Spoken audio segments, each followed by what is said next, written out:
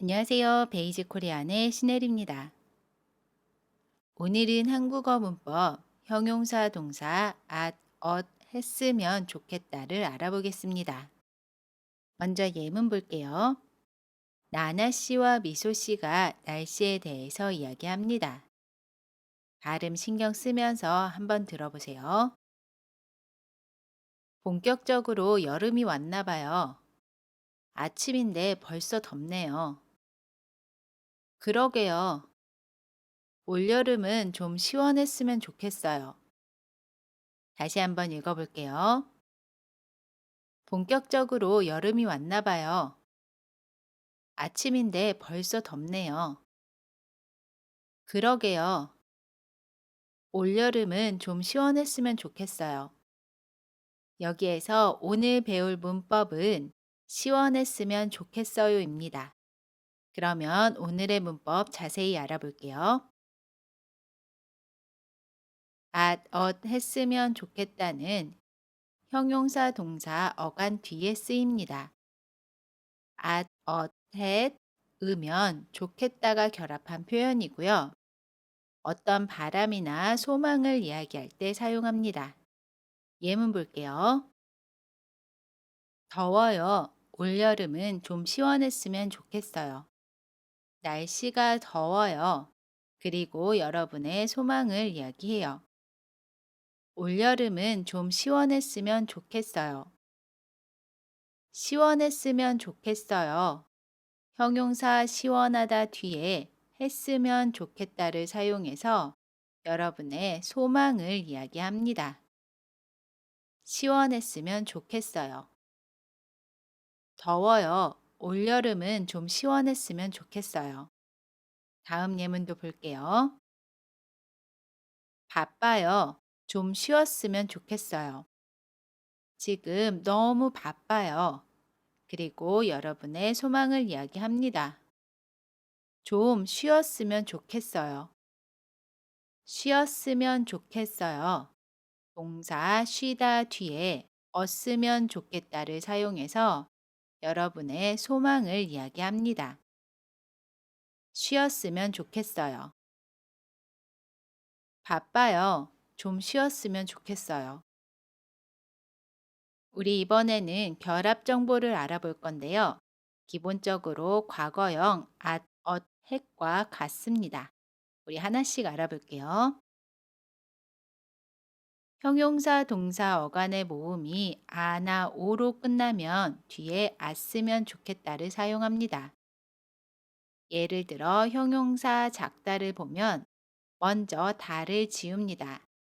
그러면 다 앞에 있는 글자의 모음이 아이지요. 그러면 뒤에 쓰면 좋겠다를 사용해요. 그래서 작았으면 좋겠다가 됩니다. 작았으면 좋겠다. 동사 오다도 볼게요. 먼저 다를 지웁니다. 그러면 다 앞에 있는 글자의 모음이 오이지요. 그러면 뒤에 왔으면 좋겠다를 사용해요. 그래서 왔으면 좋겠다 라고 이야기합니다. 왔으면 좋겠다. 반대로 형용사 동사 어간의 모음이 아나 오가 아닌 나머지 모음이면 었으면 좋겠다를 사용해요. 예를 들어 형용사 넓다를 보면 먼저 다를 지웁니다. 그러면 다 앞에 있는 글자의 모음이 어이지요. 어는 아나 오가 아닙니다. 그래서 뒤에 었으면 좋겠다를 사용해요. 그러면 넓었으면 좋겠다가 됩니다. 넓었으면 좋겠다. 동사 입다도 볼게요. 먼저 다를 지웁니다. 그러면 다 앞에 있는 글자의 모음이 이이지요. 그러면 뒤에 었으면 좋겠다를 사용해요. 그래서 입었으면 좋겠다 라고 이야기합니다. 입었으면 좋겠다. 마지막으로 하다로 끝나는 형용사 동사는 하다를 했으면 좋겠다로 바꿔서 사용해요. 예를 들어 형용사 편하다를 보면 하다를 지우고 뒤에 했으면 좋겠다를 사용합니다. 그래서 편했으면 좋겠다 라고 이야기해요. 편했으면 좋겠다. 동사 운동하다도 보면 먼저 하다를 지우고 그 뒤에 했으면 좋겠다를 사용해요. 그래서 운동했으면 좋겠다 라고 이야기합니다. 운동했으면 좋겠다. 결합 정보 정리해 볼게요. 형용사, 동사, 기본형에서 다 앞에 있는 글자의 모음이 아나 오면 뒤에 았으면 좋겠다를 사용합니다. 그래서 작다는 작았으면 좋겠다가 됩니다. 반대로 다 앞에 있는 글자의 모음이 아나 오가 아닌 나머지 모음이면 었으면 좋겠다를 사용해요. 그래서 넓다는 넓었으면 좋겠다 라고 이야기합니다. 마지막으로 하다로 끝나는 형용사 동사의 경우에는 하다를 지우고 그 뒤에 했으면 좋겠다를 사용합니다.